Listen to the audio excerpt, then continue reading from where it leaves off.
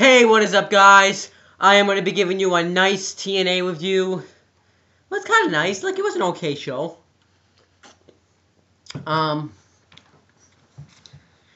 there were some bad things. There were some good things. Like, there was some lame stuff I didn't like. There was some good stuff. Overall, I think the show was decent. It was back in the States this week. It wasn't in England anymore. So, we get Taz, Todd Kennelly, and Mike Tenay on commentary. For the first part of the show, Taz isn't on commentary, but then he rejoins commentary, and I'll tell you when he does. But this, by the way, this TNA happened on February 28th, 2012. So then it tells you what happened last week with the Aces and Eights match. That's kind of it. So then we have Bully Ray and Brooke Hogan backstage. And they tell us that Hulk Hogan has to go knee surgery. I have a feeling that he had to do that anyways. So, that was his update, that he has to undergo knee surgery. So that guy probably won't be in the main event scene. Then we have Bully Ray promo. He says that you let everybody down because we wanted to see Hulk and Hogan in the ring. I think only the people that were there wanted him to see in the ring. I didn't really want to see him in the ring. But he says he's gonna get his hands on the Aces and Eights, especially Devon, and then he calls out Jeff Hardy. Oh yeah, by the way, when Bully Ray comes out, Taz isn't out there, so that kind of says something. He's looking for him. But Jeff Hardy comes out, says he's happy to be back in the Impact in the Zone. So then Bully Ray says that he doesn't want to just have the match handed to him because everyone that was in that match, I think I reviewed him, and was like Magnus, Christopher Daniels, all that stuff, got handed the championship opportunity. He didn't want to earn it that way. So, but then Jeff Hardy says that this is going to be one hell of a fight, and that they have a lot of history. We created a lot of tables, a lot of ladders, a lot of chairs. So I think this should be an interesting match. And Bully Ray says that this is the prestigious championship in the world, which it really isn't. So that, I think in the TNA, but not in the wrestling industry. I think it's probably the WWE championship. If you win that title, you go down in history, pretty much. Well, not everybody. So then, Christopher Daniels and Kazarian come out. Kazarian says that Bully Ray only got this shot because he's the son-in-law of Hulk Hogan. He's in the family, and Christopher Daniels tells him that the only reason why you beat me is because I'm allergic to that face paint stuff you wear. So you need to see two real men, and he has an Appletini with him. So he asked them both to see the win, so then he can see two real men and worship us. Then Bully Ray grins the Appletini, spits it out, and says only real men drink Appletini, kind of lame comedy. Then he says that he want to fight, he'll fight them. They make a tag match between Jeff Hardy and Bully Ray versus Christopher Daniels and Kazarian. Then they fight him and clothesline him to the outside.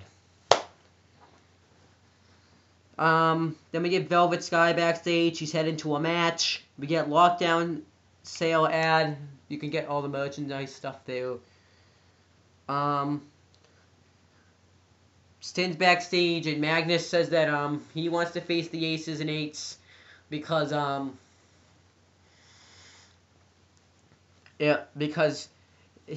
throughout Magnus' whole career, Stin's had his back. He wants to return the favor.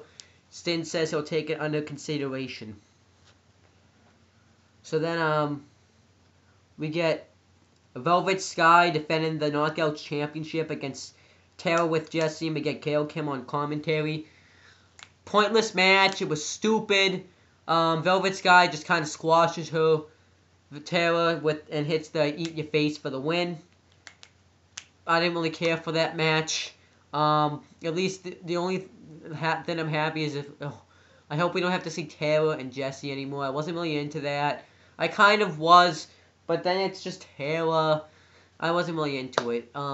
So that's pretty much my thoughts. And now we found out that KO Kim's gonna face Velvet Sky for for the title in a cage match, which should be pretty cool. Um, Austin Aries backstage. He's on the phone with Bobby Roode, and I guess they were supposed to have a championship photo shoot tonight, but then Chavo Guerrero and Hernandez come up and because Austin Aries says whether you're here or not, I can beat anybody in the locker room. So then Chavo kind of eats his own words and says that and challenges him to a match. Aries accepts. Oh yeah, by the way, we also find out in this segment that he tells him that Bobby Roode and Austin Aries have to defend the World Tag Team Championships against Chavo Guerrero and Hernandez, and against Christopher Daniels because they're in a triple threat tag team championship steel cage match, which should be interesting. But so Aries accepts the match with Chavo, but then it says but Chavo tells him that he's not facing him, he's facing Hernandez. So that was kind of strange. Why didn't Hernandez just challenge him? We get a Kenny King interview, and he asked him how he's gonna regroup after losing to Rob Van Dam for the X Division Championship. Kenny King says that he is the X Division, and he's gonna make Rob Van Dam say that himself. RVD says that if you were the X Division, why aren't you the champion? And he asks him how many times he has to beat him. And Kenny King says one more time. RVD accepts the challenge, and if Kenny King loses, he has to leave the X Division. So that sounds pretty obvious who's gonna win. We get Austin Aries versus Hernandez. It wasn't really anything special. Austin Aries wins by hitting him with a chain. That's pretty much it.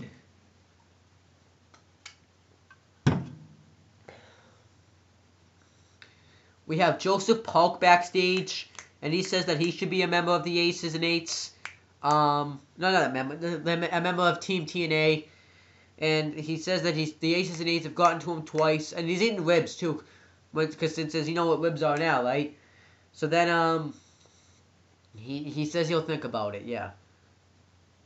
And then we get Rob Van Dam defended the X Division Championship against Kenny King, and if Kenny King loses, he must leave the X Division. It was just a so-so match. It's kind of like when they have had so many singles matches. Well, they had 3 singles matches, and they didn't really do anything new. Then it kind of gets boring, but it was a decent match. The thing I think I saw that was new was when RVD tried to go for the 450 splash and he missed. Then Kenny King rolled him up, but I think he got him, but the referee said he kicked out, but I think he got him. Maybe I just didn't see it. They should have showed a replay. They didn't. Then Kenny King hits his finisher for the win, so he becomes the new X Division champion.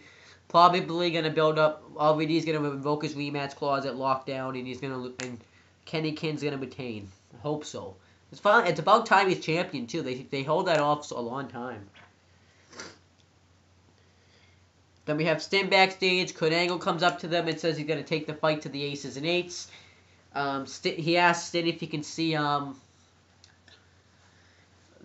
his team, and he looks at it and he says, "Are you serious? We're gonna have him be out there?" And he says, then Sting says, "Hey, we need the 8. We're desperate." I think he pretty much says that we're desperate. But he goes up. Yeah.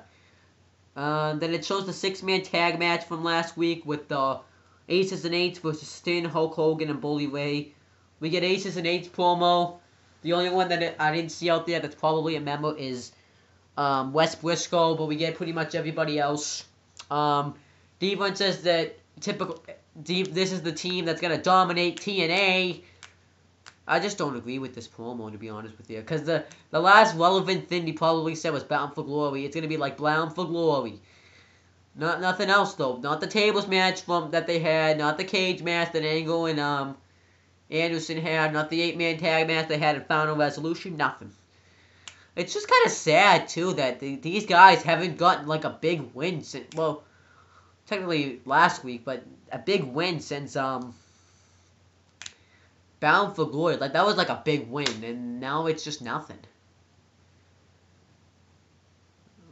Fuck you. But anyways, Devon says that that's gonna be his team. Sting comes out, introduces his teammates. So first he introduces Samoa Joe, James Storm, Magnus. Then he says it's showtime, and Anderson says, "What are you talking about? Who is it?" So then it ends up being Eric Young, and I would have preferred somebody else, but they all Team TNA and the Aces and Eights fight, and it just kind of was terrible. I think the Team TNA is probably gonna win, but the angle's not gonna be over, because I can see Bully Ray joining the Aces, and considering that we didn't see who the leader was tonight, it just yeah, this is probably gonna be shit. And we have Gut Check too. We had Gut Check tonight, and Taz is still in the Aces and Eights. So what's the point of still having Gut Check? You should just wait till this angle's over, or at least get a new judge. Because I think Taz is just gonna be biased. I hope not. Speaking of Gut Check, we have Evo Lise Valles backstage. She's training for a match. We get a video package, and she's kind of I kind of like hers. Like she's I think from Brooklyn because she has that accent, like New York, and she's been growing up MMA fighting and then wrestling. I guess she lost the relationship to her mom, so they didn't talk for a while. She had to live by herself. Well, she had to like live in rows and stuff. Then she finally regained when her and my mom finally made up eventually, and now she says that she hopes that she's proud of her and get this contract. Then we get the TNA Lockdown tour ad, and I wrote that this weekend is in Kansas, so just look it up on your laptop. That's all I could write. Then it shows Eric Young's return. I'm gonna go like this. And then we get the Aces and Eights backstage. They're leaving. They're pissed, and Angle stalks them. Kurt Angle stalks them. Then we get Lady Tapa backstage. She's training for her match. We get Lady Tapa video package. She's like a Samoan. Her uncle, I guess, is the Berserker.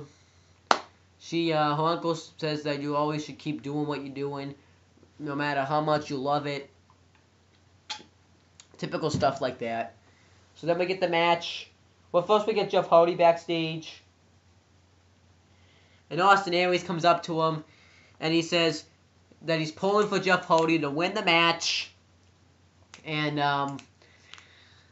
he asked Hardy how it feels to have Hulk Hogan's guy to go after him, because he's had to feel the same way for him, and he didn't get the job done. But he pulls for him to get the job done, and it was just kind of awesome stuff by Aries here. Then we get a Lockdown sale ad. We get the AJ Styles update, and we have his wife and his friend. I forget their names, but they're talking about how pretty much AJ Styles isn't the same guy as he was before. Then we see AJ Styles come up, and he's like, "What the fuck is this?" Well, he doesn't say that, but he's just like pissed. He's like, "I don't want to do this." So then he rides off on his motorcycle and leaves. I wasn't really a fan of this, but it was kind of okay. Then it shows the Robbie E and Robbie T rivalry. You get a Robbie E promo, and he says that there's a time in every person's life where you have to admit that he's a bigger bro. He calls out Robbie T. He comes out to Robbie E's music. Then he asks if he apologizes, and he asks if they can be bros again. And they do a blow off. Robbie E does his bro stuff. Robbie T does his bro stuff, and then Robbie E hits him off the head with like a cover of a magazine, but it's like one of those in flames. But Robbie T overpowers it, and Robbie E runs away. I wasn't really a fan of this. Kind of crap. This is probably going to be a match at Lockdown. Then we get Austin Aries backstage. This time he comes to talk to Bully Ray, but Bully Ray's like, "No, I'm not going to let you get my emotions filled up." He calls him like a piece of crap, and he congratulates him on the wedding stuff, and then Bully Ray just calls him a wise ass. Then we get the Lockdown ad. Kurt Angle's with the Jeff Hardy Bully Ray build up. Kurt Angle's backstage, is going to the Aces and Eights clubhouse. We get Kazarian and Christopher Daniels versus Bully Ray, Wait, I missed a match. Oh, Evo Lassie Vows versus Lady Tapa. That was a really good match. I really liked this match. We got Evo La, the Evo Lassie Lisi Val did a really good DDT submission hold. She really did good with the submission holds, and Lady Tapa did the Samoan drop, and I thought it was over there, but it wasn't. And then Evil Lee's Valley wins the match with the DDT submission move. So now I'm going to get to the main event. We get Kazarian and Christopher Daniels versus Bully Ray and Jeff Hardy. It was a decent tag match. It was kind of a typical tag match, though. Bully Ray hits the electric chair on, I think it was Kazarian, and then Hardy hits the Swanton for the win. Then Angle's backstage. He's fighting the Aces and Eights in their ball. He fights Anderson. He fights them all off. Then we see he fights the Bass Man, and he whips off his mask and he says, "Whoa, it's you." But then he gets ambushed and we never get to see who it is. I'm not really disappointed about that because that's like really the last guy that they probably have is probably the strongest guy there. Strongest guy there, in my opinion, is Mr. Anderson. But the least strongest guy is probably Garrett Bischoff. But yeah, TNA Impact was okay. It wasn't the greatest, but it was watchable. So Lockdown looks like an okay show, but I just don't care really because of the Aces and Eights stuff. We have the Lethal Lockdown match. I never really seen a Lethal Lockdown match, but I just know this one's going to be probably the worst one they ever had. And because we have Mike Knox in it, Doc, and then Garrett Bischoff. Anderson could do okay, and Devon could do okay. But everybody else is like a monster machine except for Eric Young. And, well, actually, Magnus is okay. So, yeah, I'm not really a fan of that match. I'm not really looking forward to it. I just kind of want Team TNA to win, but I just know that the Angle's not going to be over. Angle's probably going to beat Wes Briscoe. Aries and Rude are probably going to retain their titles, and Bully Ray's probably going to join the Aces and win the title, or just have Hardy win. That's pretty much the show so far. We're probably going to get RVD invoking his rematch clause versus Kenny King for the X Division title, and Robbie E versus Robbie T in the cage match. And there's probably going to be more, but that's pretty much it, guys. I want to say one more thing before I leave. Take the TV title off of Devon, because when I started watching it, he never did anything with that title when he had it in the first place. So then they have it, now that he has it again, he doesn't do anything with it now. So it's just kind of bullshit stuff.